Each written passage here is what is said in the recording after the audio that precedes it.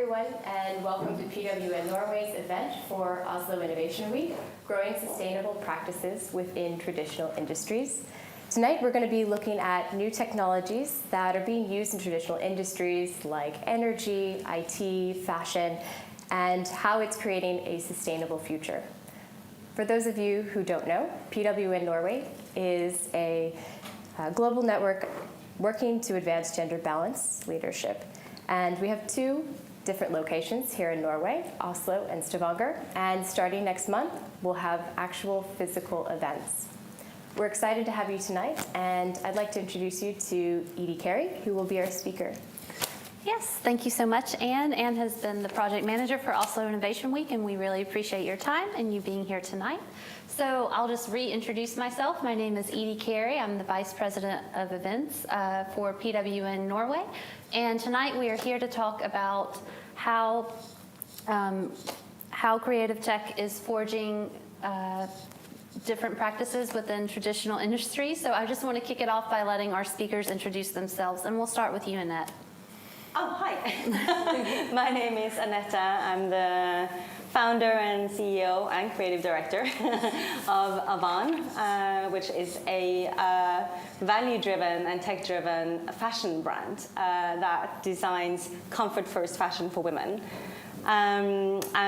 We are more than just a fashion brand, I like to say. Not that it's anything wrong with being just a fashion brand, but we are trying to disrupt the whole supply chain, going circular, and also redefine what fashion means for women.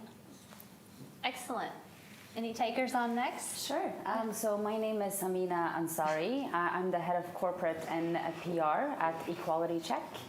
So we are a product company that work with diversity and inclusion in the workplace. So we measure diversity within the workplace, and then we also provide solutions that are evidence-based on what workplaces can do to improve. Excellent. Thank you. Up? Yes, my name is Laura Victoria Mejia. I am a head of offshore wind technology in Equinor. In Equinor, we are an energy company. We started as an oil and gas company back in the 70s, and now have been transforming our portfolio in the last 10 years to be a broad energy company. So our products include oil and gas, offshore wind, and we are also looking into other products like hydrogen and carbon capture and storage. Great. Well, we have one more speaker joining us, and I'll just let her introduce herself first before we kick it all off. Hi, Lakshmi. Hi. Great to be here. Great. I am currently a Senior Vice President of Strategy at Cognite, and Cognite is a software company that is working in the heavy asset industry space, trying to use our technology to help companies be more efficient, more sustainable, and more safe. Great. Well, now we're just going to dive right into it. So I really wanted to start with what your definition of sustainability is. Any takers? I'm happy to start, and I think it's because I've had this conversation so many times, and I feel like there's been a shift in terms of how we look at sustainability within the western part of the world and then the eastern part of the world. But sustainability doesn't really work like that. I mean, we all have to understand that this is a holistic topic. So for me, sustainability is environmental, social, and government solutions. And I think that trying to achieve one is not going to actually get us to where we need to be. We also have to put very heavily focus on the social sustainability. And I think like in a place like Norway, we have a tendency to forget that, social measures are something that needs to be looked at, and we need to look in ways to measure this and also find solutions for how to achieve that. And within that space, you have everything from diversity, inclusion, representation, work conditions, human rights, and also cybersecurity. Yeah, that's really interesting that you bring up measurement. And so what kind of metrics have you put in place? So Equality Check is trying to measure diversity within workplaces, and we are certainly trying to, help companies understand that the same way that we work towards climate challenges, we also have to, have the same lens when it comes to social challenges. But measuring social sustainability is hard because you're measuring human experiences, and the fear of doing so is that you're actually, to a certain extent, not measuring everything. So I feel like it's more of a Kickstarter to make corporations and organizations do more, but it's certainly not the end goal. Yeah. Do you think that that pushback starts at the top, or do you think that just employees of companies are also engaged and looking forward to it, or how do you see that playing out?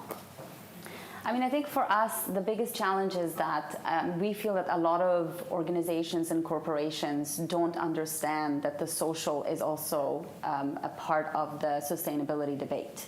Yeah. So just starting the conversation with that, sustainability has this aspect is crucial. But at the same time, the challenge is not only at the top, and I think it's really easy to point fingers towards the people at the top, because we all know who the majority are at the very top. But I think it's more of an ecosystem that needs to be educated and also included into the conversation. Right. I mean, I can only speak from the fashion perspective, trying to look into the whole supply chain. And when you really dig deep into each part of that supply chain, you start to understand how complex the picture is, because things that you didn't necessarily think kind of were huge drivers for a more sustainable industry actually are.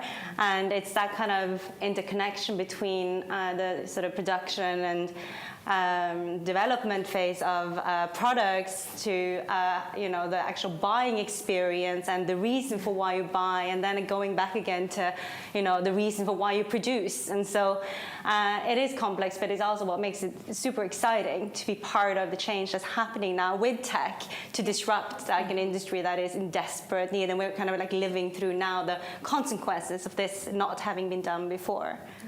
Yes, in the case of the energy industry, we see the challenges related and the complexity to the social and environmental issues. So, and if you think on the case of companies like Equinor, where we have presence in more than 30 companies globally, those challenges are changing with geography. When we talk about sustainability, we talk about climate, we talk about energy transition, we talk about human rights, we talk also about environmental and social issues, and about integrity, of course. And those are things that I believe now, as I would agree with you, Samina, is very embedded in the way we work in conversations we're having daily at all levels of the organization. Seems like more and more stakeholders are getting involved on every level, right? And maybe a lot of this also has been pushed by the investor community, then, who are also getting demands from regulators and other places. But and it's true that you talk about the whole spectrum of sustainability, which is the ESG. On my side, we've looked mostly at the E part, and heavy asset industry and energy makes up about 50% of the emissions in the world, right? So the onus is really upon the leaders of these industries and the stakeholders in these industries to make the changes that are required now to try to mitigate some of the emissions that are going on. Yeah, that's excellent. These are really good reflections on how the landscape is changing. And so what is it specific to your role? Like, what are you doing on a daily basis in your role to support meeting all of these goals? So coming from in our company, so Cognite is a software company, so we don't have a huge carbon footprint per se. But as I mentioned, we work with heavy asset industries, and so we are very focused on how can we empower our customers to improve their sustainability impact. And so in my personal role as SVP of strategy, I've been working on Cognite's sustainability strategy and how we are going to embed sustainability in our business practices, our processes, but also in our product development.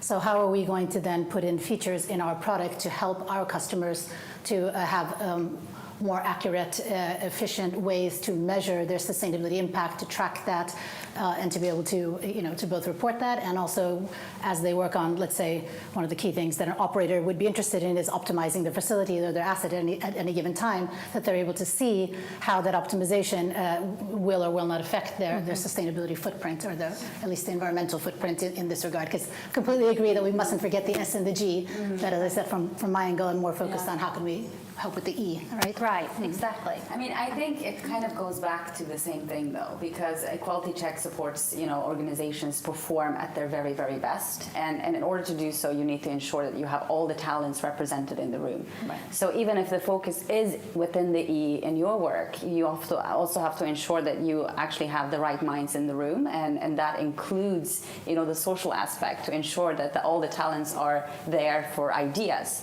Because in order to actually do something about this topic that is so heavily, influenced by so much, regulation and also so many demands, we also have to ensure that we have the right solutions.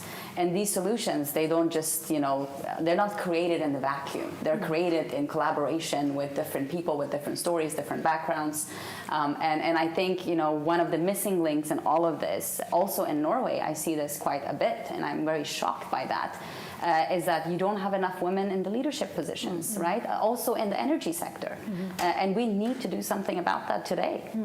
No, absolutely. Very much I agree with you that it's connected with the S, and then let's also take the G in there as well, right? And this is what you were asking about stakeholder engagement. The governance also is really weighing in when it comes to even the E part, right? If you have support from the leadership team, if you have the vision that this is the type of impact that your company wants to have on the world, if you have the support from the board, that this is where we're going to be investing in to try to make these type of improvements. And if I might add, one can also notice that societal expectations are growing.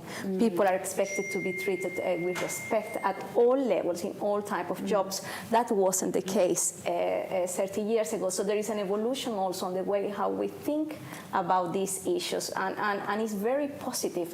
It's making regulators to take actions, governments to take actions, and us in corporations also to do something about it.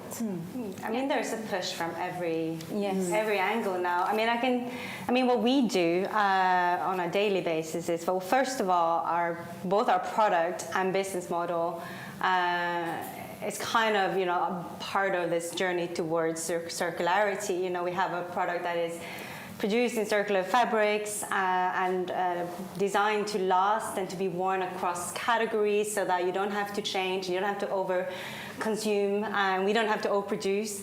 And then we have a business model which is DTC, which is a direct-to-consumer, which means that we own our value chain and we can have a much more controlled understanding of how our customers buy and how they receive our products, so we can have a very short feedback loop and make sure that we produce only things that our customers want.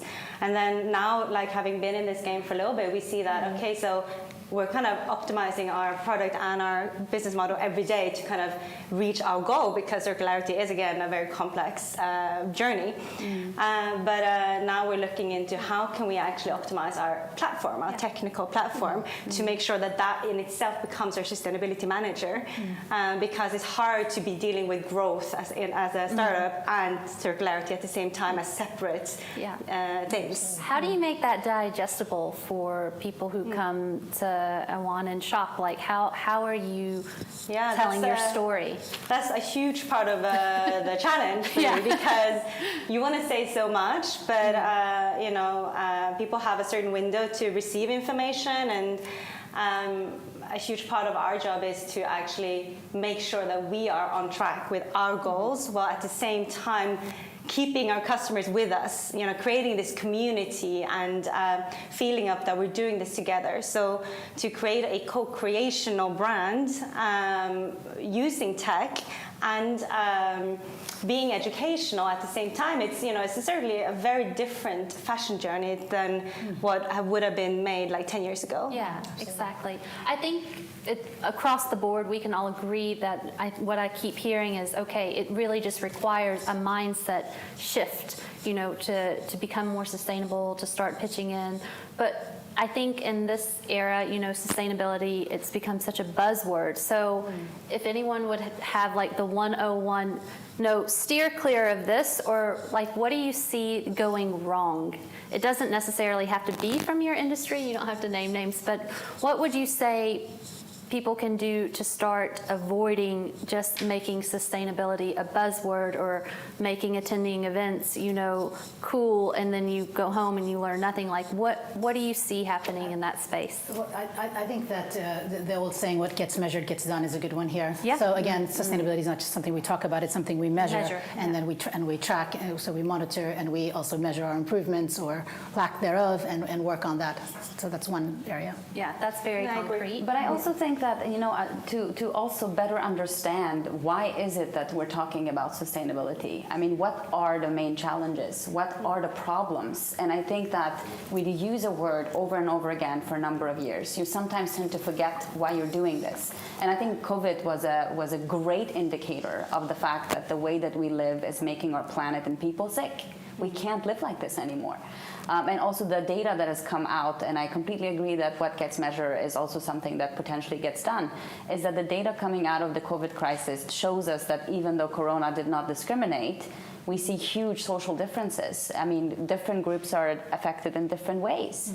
Women are the largest group that have been affected in a horrible way. And I think not only in the less developed parts of the world, but also in Europe. I mean, you see that unemployment rate for women has increased to 8.1%. So it says something about, that, the reason we need to have these conversations in a different way and change our narrative around how we talk about this is because we have pressing issues, and these problems are not going to go away, and we have to do something today. Yeah, sorry, you go ahead. No, I just wanted to add that in our industry, the debate has been around climate in a very large extent. So when we talk about sustainability and what it is, we also try to say it's more than climate, right? It's a series of issues, including the social aspect that we have already talked about. So, but there is also the environmental impact of our operations that has been repeatedly being questioned. So today is a lot of issues that we're trying to give a face to it, and how we collaborate across, how we are collaborating with our suppliers, how we are collaborating with communities has become part of the discussion to a much larger extent than it has been before. So on the question, how are we changing mindsets, I think is through repeated examples of change. Yeah. Absolutely. Well, and you were saying narrative, and we were talking about measurement, and I think that part of this narrative sometime when we're talking about sustainability as an issue is that there's this element of shame when people come out and they have a bad grade, they have a bad rating, and then it kind of propels them to, their instinct is to shy away from going through the process again. So what kind of ways, what kind of strategies should be put in place to say, okay, you're stepping up, you're taking action, and that's a good enough place to start instead of bringing in, other voices or having, negative reviews on a company because they've been brave enough to actually say, oh, all right, we know that this is not ideal, but we are working on it. But I wonder if the new requirements coming out of the EU will change that. So I completely understand and agree with you that this has been our past in sustainability, and that some people have suffered because they've been transparent about what their baseline is and have suffered because of that. But I think now all companies over 500 people are going to have to report certain metrics with the EU taxonomy that has now come out, and the first set of reporting will happen at the end of this year, right? And of course, as this continues to evolve and those metrics probably will become more hard, then I think, then what people will be looking at is not what is your baseline, but how have you improved from last year. Yeah, and to me there is something also about, for us, the energy transformation and more switch into a green energy has been generating a significant amount of jobs. So that is some of the examples that we like to bring forward. And one thing, of course, that has been the technology changes that have happened, but all together have made that we have now more investors that are looking into aspects that are important. So then we're seeing sustainability from the shareholder perspective. So, and I think that is going to be important. Our investors are going to be demanding more and more that we deliver on the items we have promised on. So I think that in itself will be a game changer. Yeah. But I also agree think, but I also think at the same time, like one thing is measurement coming from, international and national regulatory organizations, but that's just the minimum. So more needs to be done. And I also think that one thing is having the stick of measurement behind you, but then the carrot of like the reason we're doing this, like the benefits, everything from the space of innovation and technology to growth to having a planet to live in. So I think that conversation also needs to be there. Yeah, absolutely. And I 100% agree. I was just going to piggyback on what you said, though, just to digress a little bit, and that is not just the investors, but the entire financial community, right? So again, back to the stick, it is the credit rating companies that are dinging companies for not showing improvements in the sustainability. It is insurance companies that are saying, I'm not going to insure this asset unless you show me this type of improvement. So lots of sticks coming from the financial world, and we need lots more carrots coming from society in general. But, I mean, even the financial world, like one of the main reasons why you have these sticks there is because millennials are taking over, right? I mean, they have inherited a bunch of money right now that they're going to be in charge of. And I think I'm an old millennial myself. And I think that they have other expectations from society. And like you were saying earlier, things are changing. We demand more.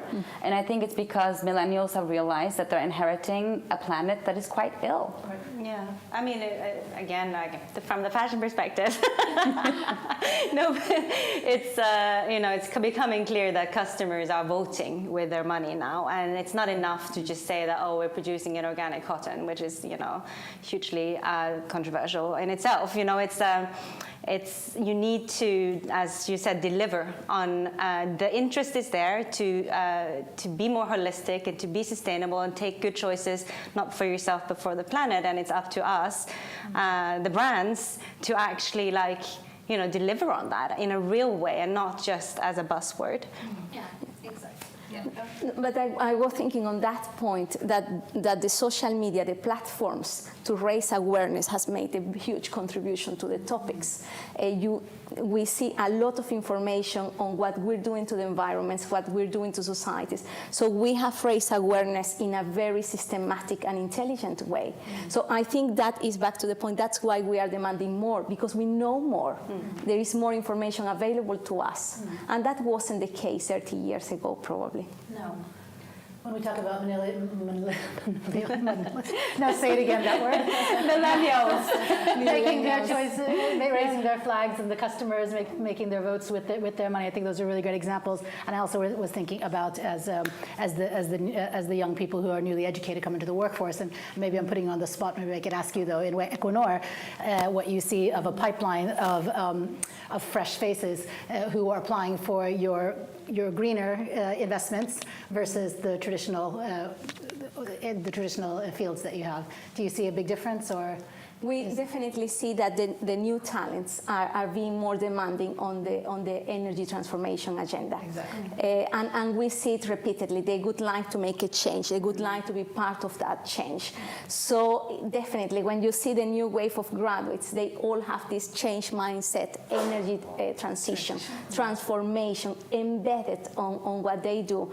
Yeah, there is a change. There is a generational change on how people are seeing their jobs and their impact to society. Absolutely, and information is so powerful, and now it's at everyone's fingertips. And that being said, I would like to kind of shift on into technology and specific technology that you're leveraging to become more sustainable. And is it actually sustainable? So that's my follow-up question: is what are you leveraging? What are you doing? Can you give us some specifics? Equinor would be a great place to start. Yes, we could start definitely. And I talk about what I do now. We are developing more renewable energy. So we're working to develop offshore wind farms.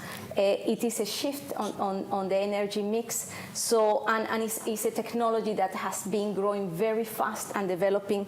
Costs have been reduced significantly. That has allowed that we can take more part of growing bigger and bigger investments. So the cost changed, and that's thanks to technology and also partially to regulators and societal expectations, Paris Agreement, etc. So in our case, I would like to make offshore wind as one of the examples for technology changes. I mean, Equality Check, we are a product company, so we measure diversity and then based on the data that companies themselves provide. And then we provide solutions that looks at the pain point of the data that companies have provided themselves and give evidence-based solutions. But the key to technology is that it needs to constantly evolve and be beyond everything else, because technology is moving so fast. So you have to jump on that train, otherwise you're going to miss the train. So you can't really wait for research to happen. You can't really wait for the market to demand for something new. So you have to be way ahead of that. So there are some really exciting changes happening at Equality Check, and we hope that within a year or two we can introduce our product 0.2.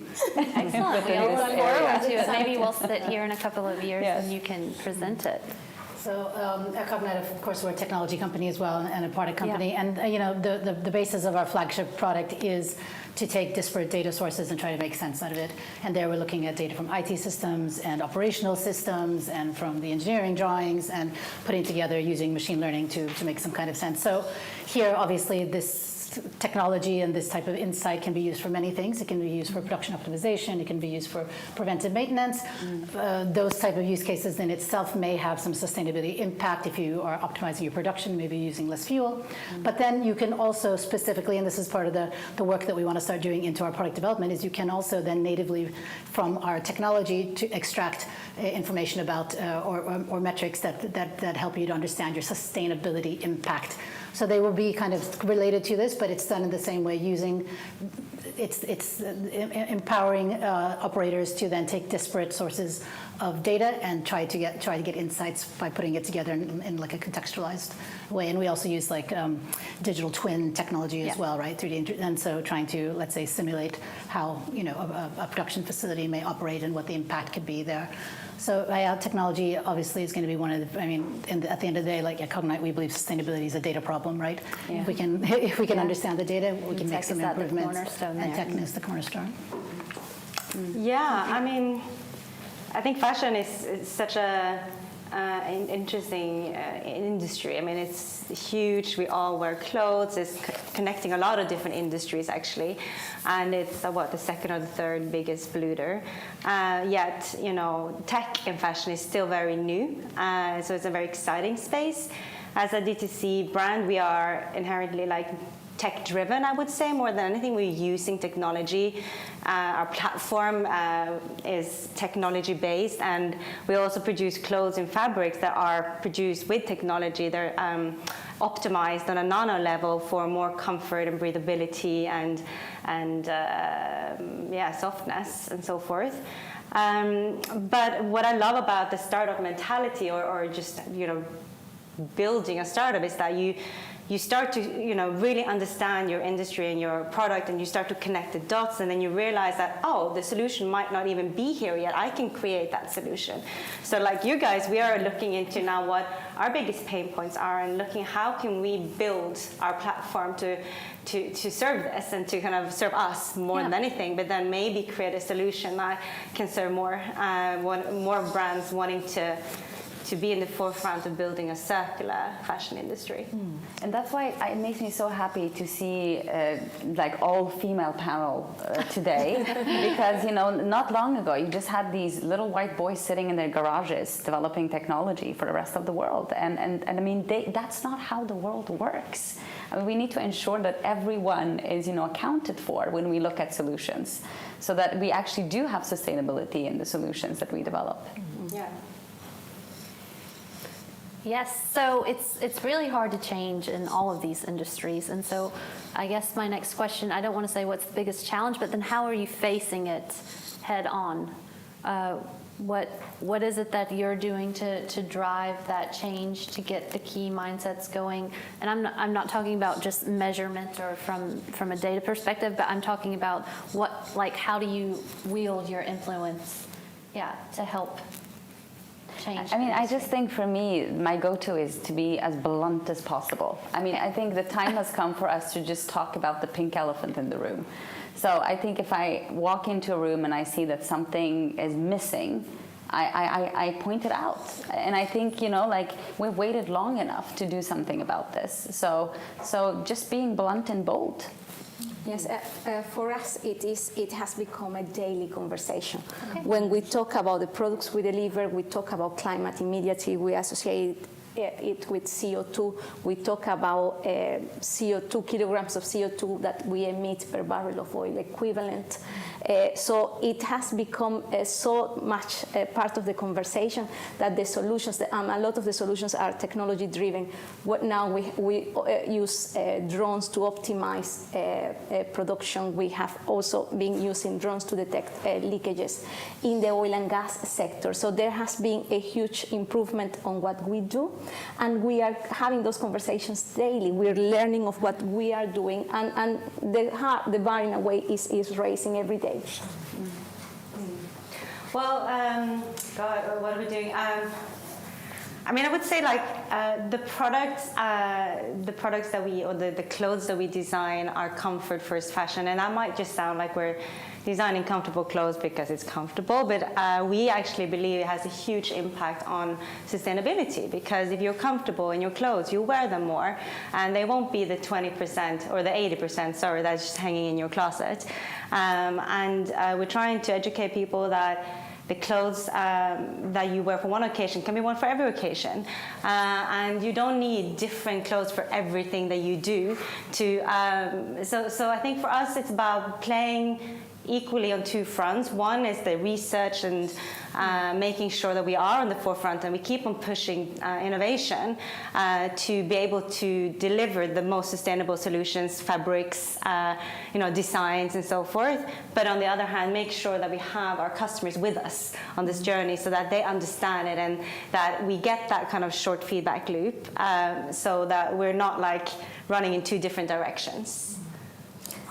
I just hope that you make wearing too many clothes or having too many clothes non-fashionable. That's what we're working on. But also, sorry, I just wanted to say, we're also like, I understand slow fashion, where that comes from, the term, because we do need to slow down fast fashion.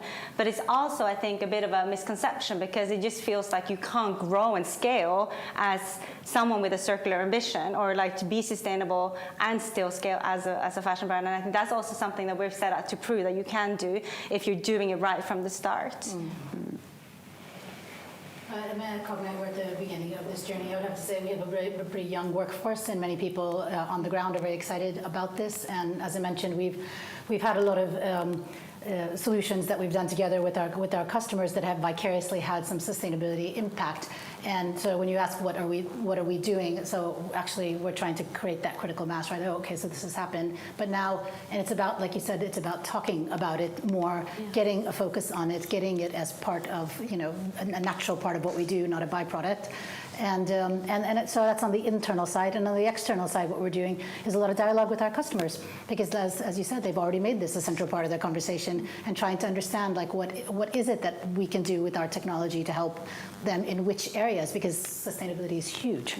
And so where is it that we could help? And so talking to the ecosystem out there to get a better understanding of that and merge the two is the direction, is where we're going now. That's the journey we've started. If you have a question, no, but because I would like to add that what I find very interesting is the terminology changes with geography, and what people are concerned about is different in geographies. In Norway, the debate goes around a lot around climate, the 1.5 Paris Agreement. If you go to other geographies like Latin America, for example, energy security is an issue. So people are less concerned yet about environmental impact, and they are more concerned about fixing the basics. So you could see this globally, there is such a huge difference, and I hope that with more diversity and inclusion, thinking more globally, we will come to better solutions. But what we're seeing today is inequality is affecting the way how we address sustainability. Really interesting.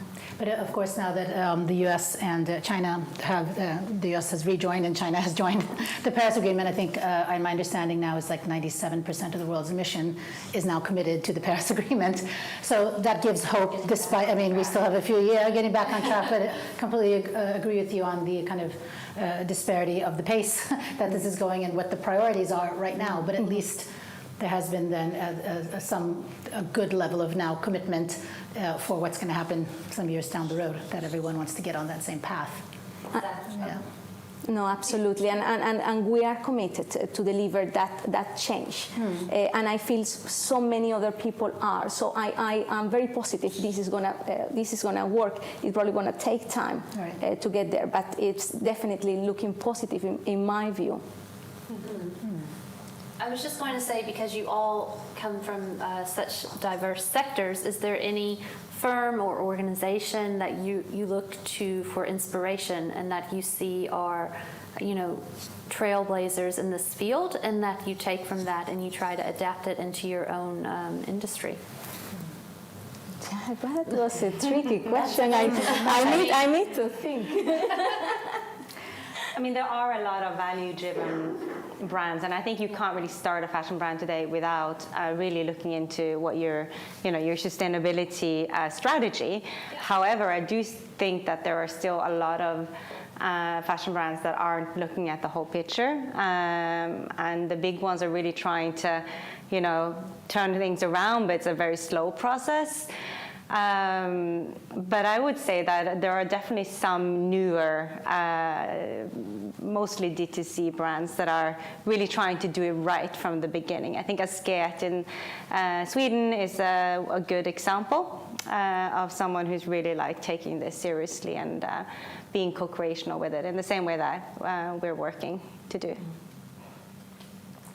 I reached, when we started the Sustainability Strategy Project, I reached out to our global partners. So we are global partners with Microsoft and Accenture. Both these companies have gone very big in their ambitions with sustainability, and they've gone very deep in terms of how they're embedding it into their business, and just have tried to kind of learn from how they've managed to do that and try to adopt some of the ways that they've looked at it. So.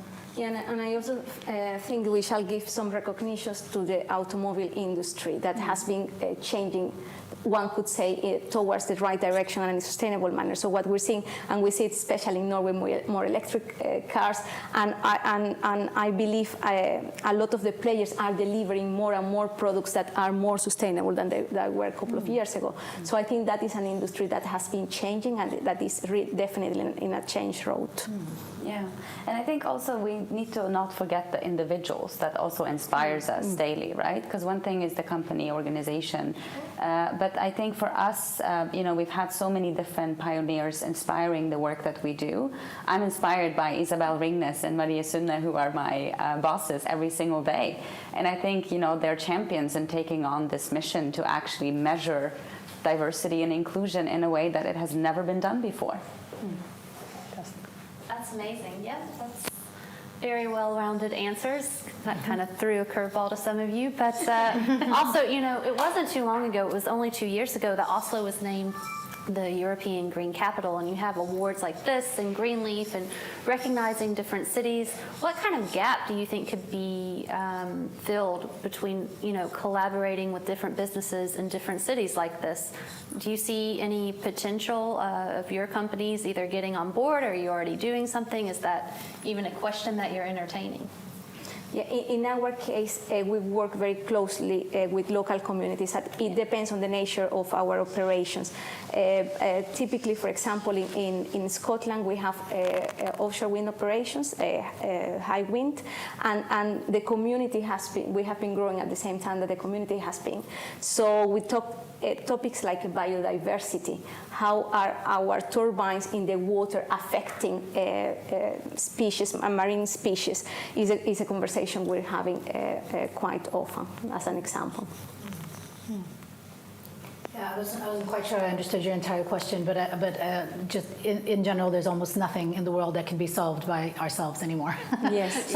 So in general, the answer, I guess, is yes. Yeah. We must No, look I was- elsewhere and collaborate with a lot of different people. And I mean, even if you look at so as I did this research for our own strategy to understand where the needs were, I understand things like scope 1 and 2 emissions. People have to report them in many ways, so they have some solutions. Scope 3, most companies I spoke to in multiple industries feel very lost. And scope 3 involves everything, right? It's the entire value chain. And again, that's, if we're not looking at that whole picture, we're not going to be able to solve this. And that means that we do have to collaborate and cooperate with a lot of different entities. And we can't, there can't be silos and isolation. Yeah, of course. No, I was just trying to specifically touch on like cities being recognized, the businesses within the cities, and then how to cross collaborate because of these awards and the recognition, and then seeing what people are doing right and then following suit. So I guess my question was, do you see a way or a gap that can be filled within your industry to, say, another city that maybe hasn't like made the cut when it comes to measurement or recognition? Yeah, I don't know. Question again. We talked about the differences in maturity in various geographies, right? And I think, but I do think that certainly that even though, let's say, regulations can be different in different parts of the world, right? Europe has much more stringent requirements than other areas. I definitely, when I've talked to customers in other parts of the world, non-Europe, that I see that despite the fact that they may not necessarily have those regulations, they are looking up to the best practices in other parts of the world. So it seems that there is a general feeling that we should, even if it's not required of us, we should learn from this and improve our operations in these ways. And I think also the same goes with like trying to understand what's happening in different cities and different parts of the world as well, not just for learning, but also for understanding in terms of where the key challenges are. I was born in Afghanistan and I spent 7 years working there. I went back in 2015. And in a place like that, the contrast is enormous. I don't even know where to start. But I think when it comes to the climate change in particular, the country is completely dry. So it really, you see the changes. And I think just, doing the storytelling around that to go a little bit beyond the numbers as well, to also just, talk about what you have seen and experienced. I think that's really key, as well as learning from different parts of the world. And it can be very small steps. For example, like in Equinor canteens today, you will not find a plastic knife or forks. You will, moving towards more paper, waste management is also taking a different shape. We are talking more about how to make our buildings even more sustainable. So it's a big and smaller steps that we're taking to make the conversation right and address the right issues. Absolutely. Well, I think that we're almost out of time, but I wanted to leave all of the speakers enough space just to talk about what you see happening in the future, your way forward, and your hope for the end of 2021. And that's 2021, that was very, very fast. Yeah. I feel like we are towards the end of 2021. Yeah. I mean, I think like it's not that much left of 2021, but I do hope that people do reconnect back to their communities and reconnect back to each other, because I think the last 2 years has been really, really challenging on so many layers. But the main thing has been that we haven't really seen each other. So we need to understand what lessons that we have gained, from the last 2 years. And I know that I've been more concerned about the climate. I've been more concerned about social differences. I've been more concerned about what's going to happen with the future generations. And I think we are all acquired to do way more than we're doing, because being well is not enough. We need to get better. Yeah, and it's something about doing more until you can do no more. I think that is what we are aiming for nowadays. For us, I will not put it in the 2021 perspective, but in a little bit of a longer perspective, how we're seeing it is we are providing low carbon energy solutions and energy solutions that are sustainable. So for us, it's part of the roadmap to net zero. So many actions are being taken today to have an impact in the longer future. I would say something similar because 2021 is already done for me. I don't even know the calendar's full. But thinking a little bit farther ahead, I mean, COVID has been traumatic and has had many terrible effects on society. But there have actually been three mega trends that COVID has accelerated. And one is digitization, which means that companies are getting more efficient in every way, right? Digitization is actually the basis for that, and digital transformation is digitalization, and the digital transformation is to make things more efficient. Workforce automation is the second one, right? We've had to learn how to do things without being there on site. And again, this is also going to contribute to society in a very positive way, both with climate and the S and the G and everything else in ESG. And then the third is the enormous amount of money that governments have now earmarked for green tech and clean tech and sustainability, and everything that has to do with the environment. I mean, the funding that's come out of the EU and the US alone is up in the $500 billion, right? To really invest behind innovation in these technologies. So I think those three things have been accelerated this last year, and I'm really looking forward to seeing how those things play out in the next 2 or 3 years. I think we'll start to see really concrete results of that. Well, I think in addition to being on this circular path and being excited to see what we can achieve with optimizing our platform and using technology to make it even faster, this process that we're going through, I'm also really curious about the space of wellness. We're already exploring wellness in clothes, but I think that there's a lot more to be done, and kind of seeing the whole holistic picture of what that means to people, because it's a huge focus on that now with COVID and everything, but how can we kind of fuse that more into our lives and be more mindful of how that for us at least, how we can start to design and develop clothes more in a wellness direction. So that's something we're definitely exploring. These have all been very powerful closing statements, and on behalf of PW in Norway, I just want to thank all of you for coming here, sharing your insights, sharing your expertise and your passion on these subjects. And with that said, we just want to wish everyone a great night, and we hope to see you at our physical events resuming next month for PW in Norway.